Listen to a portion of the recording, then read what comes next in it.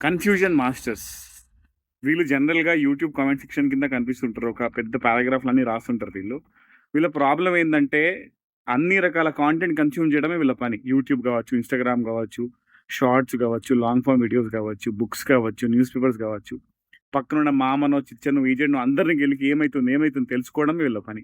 తెలుసుకొని ఇది జరిగితే, ఇది జరుగుతది, ఇది జరుగుతది, ఇది జరుగుతది అని చెప్పేసి పెద్ద కన్‌ఫ్యూజన్ క్రియేట్ చేసుకుంటారు మైండ్‌లో. ఆ కన్‌ఫ్యూజన్ క్రియేట్ చేసుకొని లైఫ్ లాంగ్ ఇన్వెస్ట్ చేయకుండా ఉంటారు. ఆర్ రాంగ్ ఇన్వెస్ట్‌మెంట్ చేసి ఇరుక్కుంటారు. అండ్ వీళ్ళు ఇన్వెస్ట్ చేయరు. ప్లస్ అదే కన్‌ఫ్యూజన్ వేరే వాళ్ళ మీద రుద్దుతుంటారనమాట వీళ్ళు. అరే! ఇన్వెస్ట్ చేయకురా బాగుండదురా, ఇప్పుడు చేస్తే బిస్కెట్ అయిపోతారా, వద్దురా, వద్దురా అని చెప్పేసి చాలా మందిని కూడా నెగెటివ్ చేసి పడేస్తారు వీళ్ళు. ఐయామ్ ష్యూర్ మీ సర్కిల్‌లో కూడా ఇలాంటి వాళ్ళు ఖచ్చితంగా ఉన్నారు. సో, ఈ వీడియో అతనికి పంపించండి. కన్‌ఫ్యూజన్ మాస్టర్‌కి పంపించండి.